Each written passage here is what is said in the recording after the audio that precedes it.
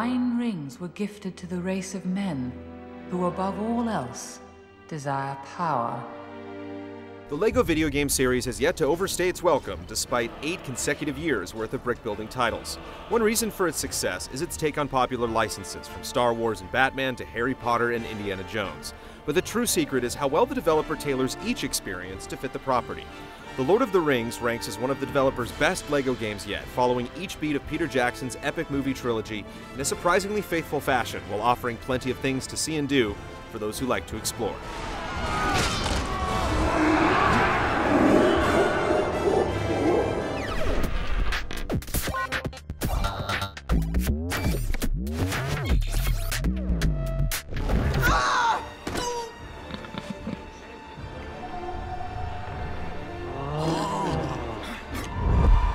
The game's story not only closely follows each film, but it incorporates the original actor's dialogue as well. So when a minifig Aragorn speaks, it's Viggo Mortensen's calm voice you'll hear. They are the Nazgul ringwraiths. Some changes have been made to scenes for comic effect, or to make the game friendlier to younger audiences, such as the removal of Gandalf's pipe.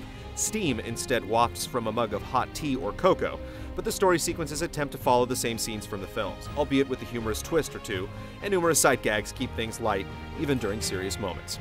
You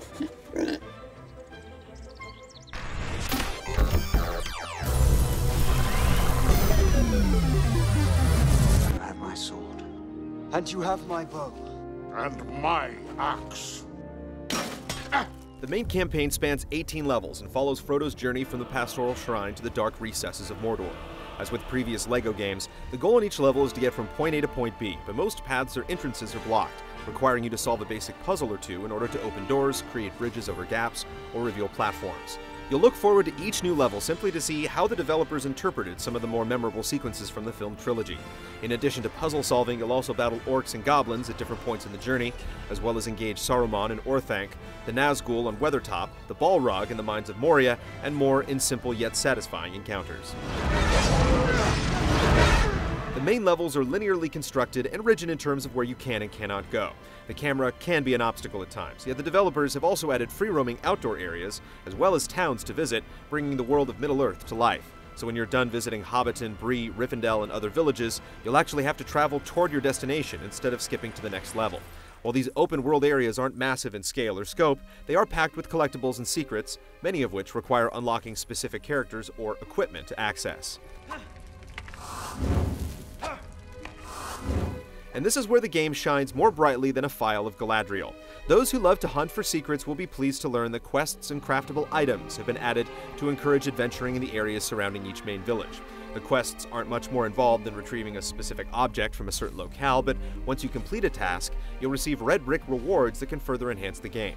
You'll also be able to purchase new characters from a pool of over 80 minifigs, and a wide variety of tools, weapons, and equipment can be crafted by finding plans and special mithril bricks scattered in hard-to-find places across the game. For your trouble, I'll let you in on a secret to help you seek out other quests. Despite the increased amount of things to discover in any given area and the bigger world to explore, you'll never get lost or disoriented thanks to the ability to flag areas of interest on a map that will instantly create a trail of blue studs for you to follow. Completing a level opens it up for free play with any of the characters you purchased or unlocked, allowing you to use certain abilities to solve puzzles you weren't able to complete your first time through. And after the 8-hour campaign ends, the entire world can be accessed for more sightseeing and collectible hunting. One ring to find them. One ring to bring them all.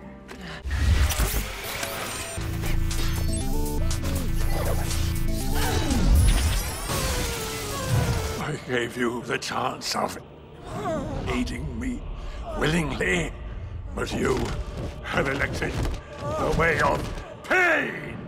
LEGO Lord of the Rings doesn't add any new wrinkles to the gameplay over previous entries in the series. The controls are intentionally kept simple to appeal to Hobbit-sized audiences.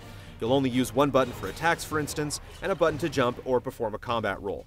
You'll also have to frequently switch between characters using a radial interface, as each hero offers specific tools or abilities to help you solve puzzles. Sam builds fires, for instance, cooks, and plants things. Gandalf lifts certain items with his magic. Legolas jumps high in the air and can use his arrows as platforms after shooting bullseye targets. Frodo screams and whines. You'll also be able to team up with a friend for drop-in, drop-out cooperative play and immediately start attacking him or her for the sheer pleasure of it.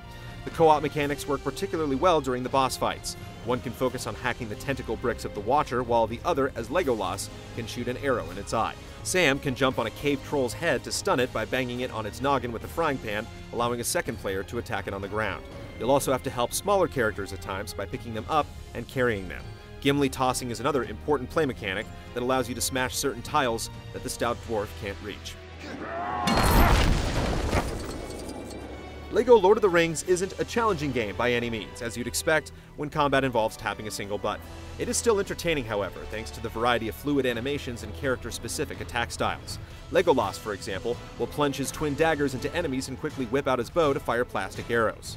The one glaring drawback to the gameplay is that there aren't epic battles as portrayed in the movies. Combat here is on a much smaller scale, typically taking place within a sphere surrounding your character.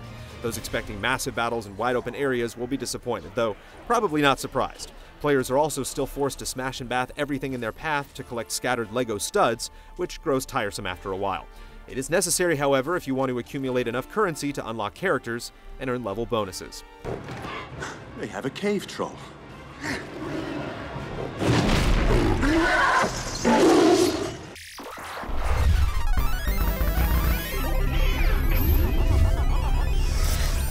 The Ring-Bearer is setting out on the quest of Mount Doom. The Fellowship awaits the Ring-Bearer. LEGO Lord of the Rings is often beautiful to behold, provided you're not averse to seeing your favorite characters rendered in minifig format. The environments have almost a photo-quality look to them, with your characters and LEGO building elements superimposed on top of the backgrounds. Every major locale from the film series is included in the game, and the camera angle is set lower than previous titles, so you can appreciate the detail. The animation is excellent, and one particularly nice touch is that when Frodo slips on the One Ring, the screen will switch to the same shadowy effect used in the films. It's not easy to see everything, but it looks cool just the same. Players will also feel an emotional connection to the events thanks to the use of Howard Shore's majestic, sweeping score from the films.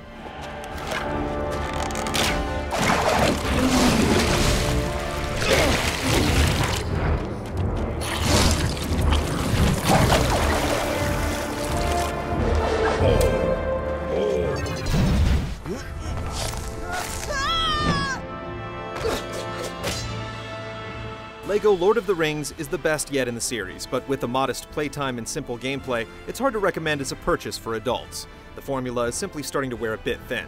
For fans of the films, it's a quality product that does the license justice and likely represents one of the final pop culture spin-offs before the trilogy is finally laid to rest. In the immortal words of Gandalf the Grey, you shall not pass this up. You shall not pass!